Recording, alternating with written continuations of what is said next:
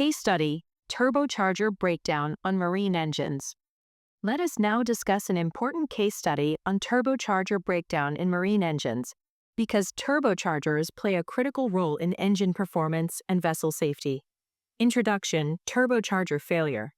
Turbochargers are essential components of marine diesel engines. Their main function is to increase the air pressure in the combustion chamber, allowing more fuel to be burned efficiently. Because of this, any failure of a turbocharger has a direct impact on engine performance, and in severe cases, it can even threaten the vessel's ability to reach the next port safely. There are several common causes of turbocharger failure. One major cause is mechanical vibration. Excessive vibration can lead to fatigue of the rotor blades or bearings. Another cause is improper combustion. Poorly atomized fuel, worn fuel pumps, or incorrect cylinder lubrication can result in deposits or blockages in the nozzle blades. Corrosion is also a concern, especially due to aggressive exhaust gases. This is commonly seen in older engines or after prolonged low-load operation. Bearing failure may occur due to misalignment, insufficient lubrication, or bearing fatigue. In some cases, rotor blade damage occurs when the blades vibrate excessively in their own axis and fracture. One of the most dangerous causes is an exhaust manifold fire or explosion, where accumulated unburnt fuel or cylinder oil ignites and creates a sudden mechanical shock to the turbocharger. Explosion in the exhaust manifold and turbocharger failure. Now let us focus on a major and sudden cause of turbocharger failure: the exhaust manifold explosion, which often occurs during low-load operation. At low engine loads, the combustion temperature may be insufficient to burn unatomized fuel or excess cylinder lubricating oil. If the injection equipment is poor or the fuel pumps are worn, unburnt fuel can pass directly into the exhaust manifold. During low-load operation, such as under UMS conditions, if the bridge reduces engine load without informing the engineer, excess cylinder oil continues to enter the exhaust manifold. Later, when the engine load is increased to sea speed, the higher exhaust temperature can vaporize and ignite these accumulated hydrocarbons. This results in a violent explosion inside the exhaust manifold. Such an explosion can fracture the turbine rotor and gas casing, cause rotor overspeed and bearing damage, possibly ignite turbocharger lubricating oil. This type of failure is sudden, severe, and extremely dangerous. Actions to proceed safely after turbocharger failure. If a turbocharger fails due to a manifold explosion or any other cause, immediate and correct action is essential. First, the engine must be stopped and all systems secured. Adequate time should be allowed for cooling, and it must be confirmed that any fire has been completely extinguished. Next comes damage assessment. The turbocharger and exhaust manifold must be inspected for cracks, broken rotors, or loose debris. A scavenge inspection of cylinders and exhaust valves should also be carried out. All damage must be reported to the DPA. Depending on the extent of damage, repair or isolation options are considered. If the turbocharger casing is damaged, the turbocharger may be bypassed, the rotor locked or removed, or in multi-blower engines, the defective turbocharger can be isolated. In engines with multiple turbochargers, the defective unit is locked.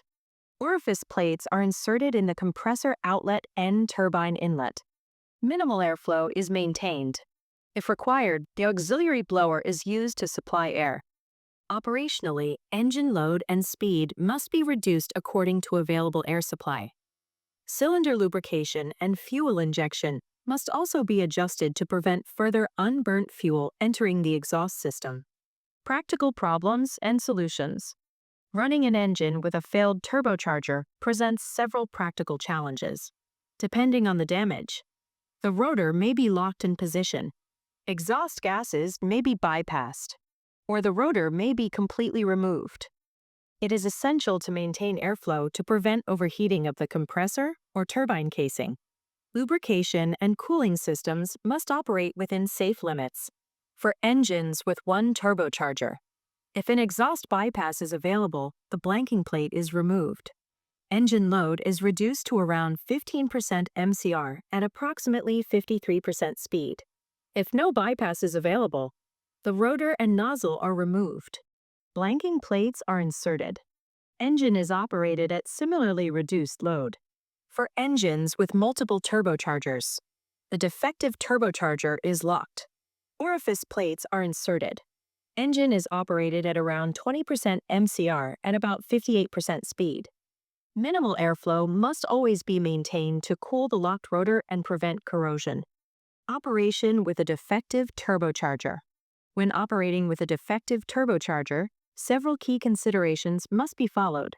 Adequate air supply must be ensured for the fuel being injected. An exhaust flow path must always be maintained.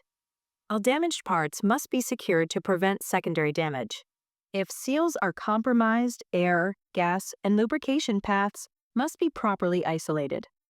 Engine performance must be continuously monitored, especially exhaust temperatures, exhaust quality, vibrations. Where possible, auxiliary air supply should be used to support combustion. Limitations when operating with defective turbochargers. There are clear limitations when operating with defective turbochargers. Power output is reduced depending on how many turbochargers remain operational.